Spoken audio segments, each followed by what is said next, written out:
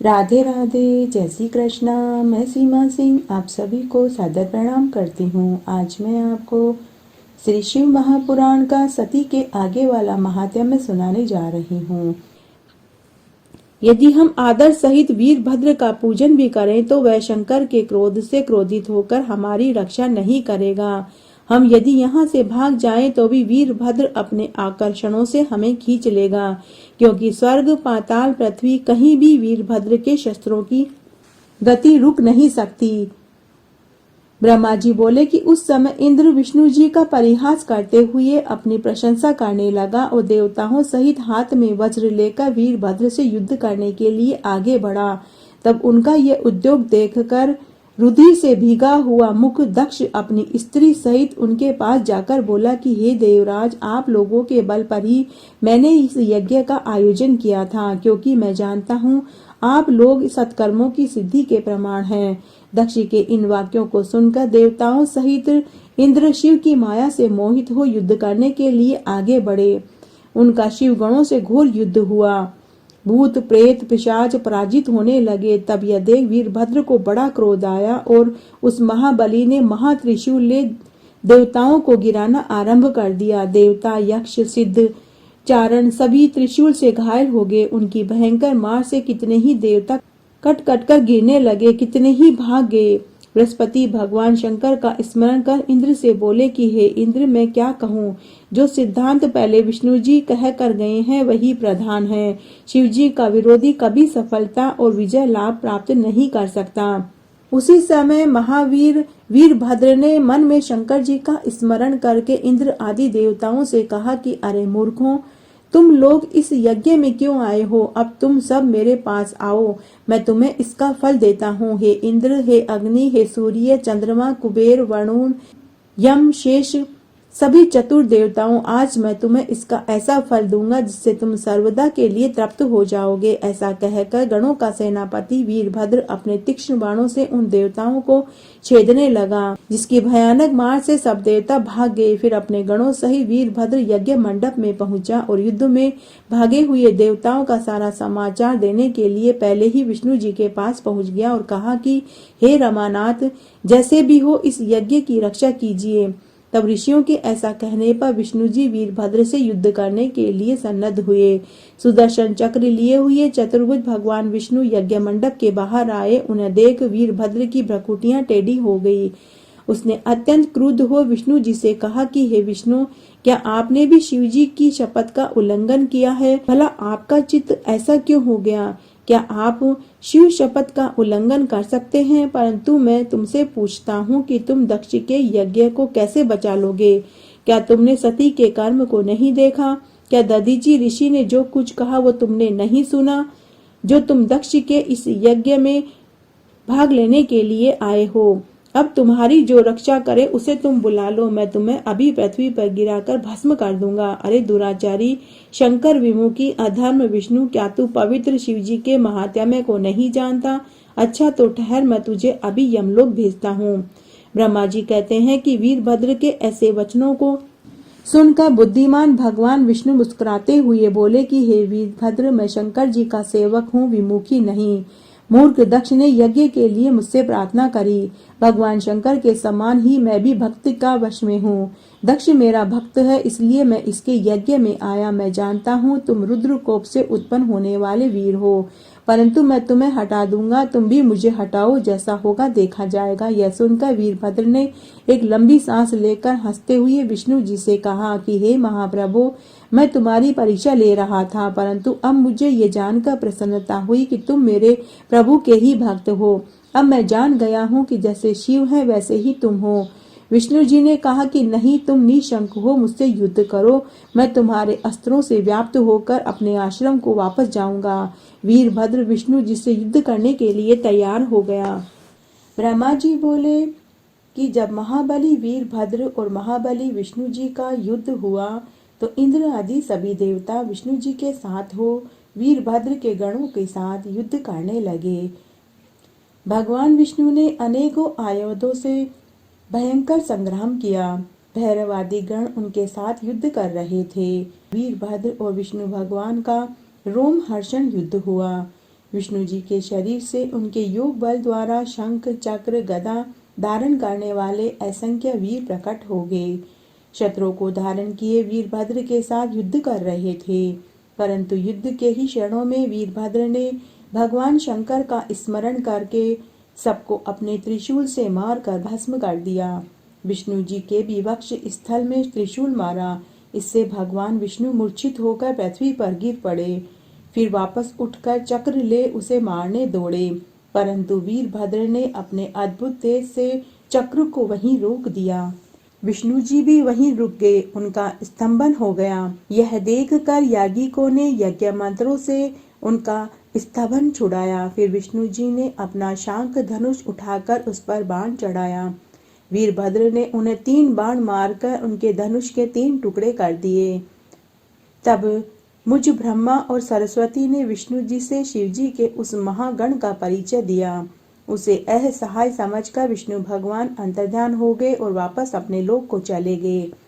थोड़ी देर बाद ब्रह्मा जी भी अपने लोक को चले गए। तब ब्रह्मा जी और विष्णु जी के चले जाने के बाद वीरभद्र ने सबको जीतकर मृग रूप धारण कर भागते हुए यज्ञ भगवान को पकड़ा और उनका सिर काट डाला। प्रजापति धर्म, कश्यप, अरिष्ट नेमि आदि मुनियों को पकड़कर उन्होंने लातों से मारा। उस प्रतापी वीरभद्र ने देव माता सरस्वती की अपनी नखोस के अग्रभाग से नाक काट डाली। अन्य देवताओं को भी पृथ्वी पर पटक कर मारा। मणिभद्र नामक प्रतापी गण ने भृगु जी की छाती पर पैर रखकर उनकी ढाडी उखाड़ दी। पूषा शिव जी के शापित होने पर हंसे थे। इससे चंड ने बड़े वेग से उनके दांत उखाड़ दिए। नाराज हुए शिव जी के गणों ने दक्ष के यज्ञ में मल मूत्र कर वर्षा कर दी और उसे भ्रष्ट कर दिया। दक्ष जो वेदी के भीतर जाकर छिपे थे, उसे वहां जाकर वीरभद्र ने तलवार से उनका सिर काट डाला। उस समय विजय लक्ष्मी को प्राप्त करने वाले वीरभद्र पर स्वर्गीय पुष्पों की बरसात हुई और उसी समय आकाश से देवताओं ने नगाड़े बजाकर अपनी प्रसन्नता दिखाई। इस प्रकार वीरभद्र कैलाश पर शिवजी के पास पहुंच गया। शिवजी ने प्रसन्न होकर सब गणों को अध्यक्ष बना लिया। ब्रह्मा जी बोले कि जब इस प्रकार देवताओं सहित विष्णु जी ने शंकर भगवान की स्तुति की तो उससे प्रसन्न होकर करुणा सागर भगवान शंकर को धैर्य बंधाते हुए बोले कि हे देवश्रेष्ठों, सुनो, मैं तुम सब पर क्रुद्ध हूँ, फिर भी मैं उसे सहन करता हूँ, क्योंकि सब कुछ मेरी ही माया है। बालकों का अपराध चिंतन नहीं किया जाता, उन्हें सावधान करने के लिए केवल दंड दिया जाता है। मैंने दंड दे दिया है। दक्ष के यज्ञ को मैंने विध्वंस नहीं किया है, परंतु जो दूसरों का बुरा चाहता है उसी का बुरा होता है। दक्ष ही उस यज्ञ का सिर है, अतः उसके बकरे का सिर होगा। भग देवता सूर्य के नेत्र से यज्ञ भाग को देखेंगे। पूषा के टूटे हुए दांत वापस सही हो जाएंगे और यजमानों के दिए हुए यज्ञ का भाग का उपभोग कर सकेंगे। यह मैं सत्य कहता हूँ। मेरा विरोधक भृगु फिर बकरे की सी ढाडी बाएगा और मेरे गणों द्वारा मारे गए देवताओं के टूटे अंग भी ठीक हो जाएंगे तथा सभी अर्धवर्यु प्रसन्न होंगे। यह कहकर वेदों के अनुसरण करता परम दयालु चराचर पति सम्राट शंकर भगवान मौन हो गए। तब उनका यह कहना सुनकर विष्णु आदि ब्रह्मा आदि सभी देवता प्रसन्न हो गए और भगवान शिव जी को धन्यवाद देने लगे। फिर देव ऋषियों सहित शिव जी को उस यज्ञ के लिए आमंत्रण किया और सब यज्ञ के उसी स्थान में पहुंच गए जहां कनखल नामक स्थान में दक्ष ने यज्ञ आरंभ किया था। उसी समय भगवान शंकर ने वहां पहुंचकर वीरभद्र द्वारा भंग किए हुए यज्ञ का निरीक्षण किया और देखा कि स्वाहा, स्वाधा, पूषा, तुष्टि, धृति, सरस्वती, ऋषि, पितर, अग्नि आदि टूटे फूटे और कोई मरे हुए पड़े थे। यज्ञ की यह दशा देखकर वीरभद्र को बुलाकर भगवान शंकर ने हंसकर उससे कहा कि हे महाभावो वीरभद्र, यह तुमने क्या किया? हे तात, तुमने ऋषियों को इतना कठिन दंड इतनी शीघ्रता से दे डाला। अच्छा, तो अब तुम शीघ्र दक्ष का यह मृतक शरीर लाओ जिसने इस यज्ञ को आरंभ किया था। यह यज्ञ तो अच्छा था, परंतु इसका फल विपरीत हुआ। शिवजी के इतना कहते ही वीरभद्र ने दक्ष का सिर रहित शरीर लाकर शीघ्र ही उनके सामने रख दिया। तब उस सिर रहित देख शिवजी ने वीरभद्र से कहा कि इसका सिर कहाँ है। वीरभद्र ने कहा कि उसे तो मैंने पहले ही अग्नि में हवन कर दिया है। शिवजी ने देवताओं से कहा कि देखो, मैंने जो पहले कहा था वही हुआ। फिर भगवान शंकर ने यज्ञोचित पशु अर्थात बकरे का सिर लेकर प्रजापति दक्ष के सिर पर जोड़ दिया। जो ही कृपा दृष्टि से देखा वह जीवित होकर बैठ गया। उसने उठते ही प्रसन्न होकर शंकर भगवान के दर्शन किए। उसका कलुषित हृदय निर्मल हो गया। फिर जो ही उसने चाहा कि भगवान शंकर की विविध प्रकार से स्तुति करें, उसी समय पुत्री सती का वियोग स्मरण हो आया और दुख के कारण उसके कंठ अवरुद्ध हो गए, जिससे वह उस समय स्तुति न कर सका। परंतु कुछ ही देर बाद उसका शोक दूर हुआ। तब वह लोक कल्याणकारी भगवान शिव की विनम्र भाव से स्तुति करने लगा। उनकी स्तुति सुनकर भगवान शंकर प्रसन्न हो गए और पुनः विष्णु और ब्रह्मा आदि इंद्र आदि देवताओं लोकपालों सहित सावधान चित्त से कमल मुख शंकर जी की स्तुति करी। उन स्तुतियों को सुनकर शंकर भगवान प्रसन्न हो गए और उन्होंने सबकी ओर कृपापूर्ण दृष्टि से देखकर दक्ष से कहा, हे प्रजापति दक्ष सुनो, यद्यपि मैं स्वतंत्र ईश्वर हूँ तथापि भक्तों के वश में हूँ। चारों भक्तों में ज्ञानी सबसे श्रेष्ठ है। ज्ञानी मेरा ही स्वरूप है, उससे अधिक प्रिय और कोई नहीं। वह कर्म परायण मनुष्य मूर्ख है जो वेद यज्ञ दान तप आदि से मुझे जानना चाहता है। इसी प्रकार तू केवल कर्म के द्वारा ही संसार सागर से तरना चाहता था। तेरा यह कर्म मुझे अच्छा नहीं लगा और मैंने तेरे यज्ञ का विध्वंस कर दिया। हे दक्ष, अब तू मुझ परमेश्वर मानकर बुद्धि पूर्वक ज्ञान परायण होकर सावधानी से कर्म कर। तुम यह जान लो कि मैं शंकर ही संपूर्ण जगत का दृष्टा हूँ। मैं ही जगत की उत्पत्ति स्थिति और संहार करता हूँ। क्रिया के अनुसार विभिन्न नामों को धारण करता हूँ। विष्णु भक्त का अर्थ यह नहीं है कि वह मेरी निंदा करे। मेरा भी भक्त विष्णु की निंदा नहीं कर सकता। यदि ऐसा करेगा तो वह नरक का भागी होगा। इस प्रकार शंकर भगवान के सुखकारक वचनों को सुनकर सभी देवता मुनि प्रसन्न हो गए। दक्ष बड़े प्रेम से शिव जी की भक्ति करने लगा। समस्त देवता कुटुंब सहित शंकर भगवान को परमेश्वर मानने लगे और स्तुति करने लगे। शंकर भगवान ने उन्हें वैसा ही वरदान दिया।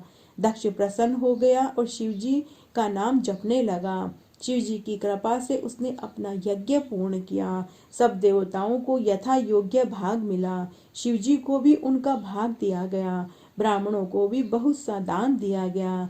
दक्ष ने विधि पूर्वक ऋत्विजों द्वारा यज्ञ के बड़े कार्य को समाप्त करवाया। पर ब्रह्म शंकर भगवान की कृपा से वह यज्ञ पूर्ण हो गया। सब देवता और ऋषि आदि भगवान शंकर का यश गान गाते हुए अपने धाम को चले गए। ब्रह्मा और विष्णु जी भी मंगलदायक नामों का उच्चारण करते हुए अपने अपने लोक को चले गए। दक्ष ने सत्पुरुषों की गति पाकर शंकर भगवान का सत्कार किया। फिर वे अपने गणों के साथ कैलाश पर्वत की ओर प्रस्थान कर गए। कैलाश पहुंचकर शिवजी ने अपनी प्रिया पार्वती का स्मरण करते हुए उनकी संपूर्ण कथा अपने गणों से कह सुनाई। फिर इसी प्रकार वे सती चरित्र कहकर समय बिताने लगे, सांसारिकता का अनुकरण करने लगे। यद्यपि वे शंकर भगवान एक हैं, उनमें कोई विकार नहीं। उन्होंने संसार को अपनी लौकिकता दिखाई। इस चरित्र को पढ़ने सुनने वाला ज्ञानी होगा, उत्तम सुखों को प्राप्त करेगा और मरने के बाद दिव्य गति को प्राप्त होगा। इस प्रकार दक्ष पुत्री सती देवी अपना शरीर त्याग कर हिमालय की पत्नी मेना के गर्भ से उत्पन्न हुई और महातप करके शिवजी को प्राप्त किया एवं गौरी अर्धवामांगी कहलाई और विचित्र लीलाएं करी। यह सती चरित्र अद्भुत भक्ति मुक्ति दायक है, समस्त कामनाओं को देने वाला है। यह पाप रहित कथा परम पवित्र, स्वर्ग यश आयु पुत्र पौत्र को देने वाली है। जो मनुष्य इसे भक्ति पूर्वक सुनता है, सुनाता है, पढ़ता है, उसके सभी मनोरथ पूर्ण होते हैं और मरने के बाद उसे मोक्ष की प्राप्ति होती है। इस तरह मैंने आज आपको यह अध्याय सुनाया। मेरे साथ बने रहने के लिए आपका धन्यवाद। आगे के अध्याय के लिए भी आप इसी तरह मेरे साथ बने रहें। धन्यवाद।